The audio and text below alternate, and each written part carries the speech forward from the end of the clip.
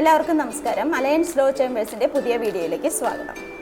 ഇന്ന് ഞാൻ ഇവിടെ പറയാൻ പോകുന്ന വിഷയം ബാങ്കുകാർ എങ്ങനെയാണ് നമ്മുടെ പ്രോപ്പർട്ടി ജപ്തി ചെയ്യാനുള്ള ഓർഡർ കോടതികളിൽ നിന്നും വാങ്ങുന്നത് എന്നതിനെക്കുറിച്ചാണ്.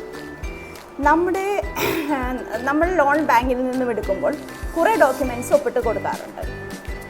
ഈ അക്കൗണ്ട്സ് നമ്മൾ തിരിച്ചടയ്ക്കാൻ വൈകുകയും അല്ലെങ്കിൽ തിരിച്ചടയ്ക്കാൻ പറ്റാതിരിക്കുകയും ചെയ്യുന്ന സാഹചര്യത്തിൽ ഈ അക്കൗണ്ട്സ് മുഴുവനും NPA ആവും. NPA ആവുക എന്ന് പറഞ്ഞാൽ നോൺ പെർഫോമിംഗ് അസറ്റ്. ഇത് റിസർവ് ബാങ്ക് ഓഫ് ഇന്ത്യയുടെ ഗൈഡ് ലൈൻസ് പ്രകാരമാണ് ഈ അക്കൗണ്ട്സിനെ മുഴുവനും ബാങ്കുകാർ NPA ആക്കുന്നത്.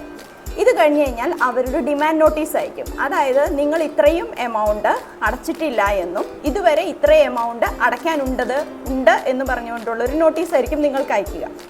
ഇതിനുശേഷം ഇവർ സർഫേസിംഗ് ആക്ട് പ്രകാരം ഈ ഡിമാൻഡ് നോട്ടീസ് അയച്ചതിന് ശേഷം ഈ ഡിമാൻഡ് നോട്ടീസ് ഉൾപ്പെടെ പിന്നെ നിങ്ങൾ ഒപ്പിട്ട് കൊടുത്ത ഡോക്യുമെൻറ്റ്സും അവർ ഒരു പെറ്റീഷനായിട്ട് അടുത്തുള്ള ചീഫ് ജുഡീഷ്യൽ മജിസ്ട്രേറ്റ് കോടതിയിൽ ഫയൽ ചെയ്യും. ഇതിനെ സെക്ഷൻ 14 എന്നാണ് പറയുക.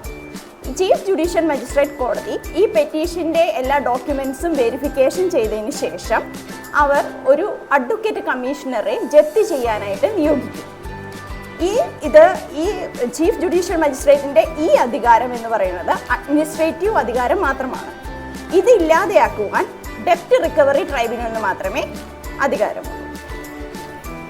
ഈ ചീഫ് ജുഡീഷ്യൽ മജിസ്ട്രേറ്റ് കോടതി അപ്പോയിൻ്റ് ചെയ്യുന്ന അഡ്വക്കേറ്റ് കമ്മീഷണർ ആ കോടതിയുടെ ഉത്തരവ് പ്രകാരം താങ്കളുടെ വീടുകളിലേക്ക് എത്തുകയും ജപ്തി നോട്ടീസ് പതിപ്പിക്കുകയും അതിപ്രകാരം ജപ്തി നടപടി നടത്തുകയും ചെയ്യും.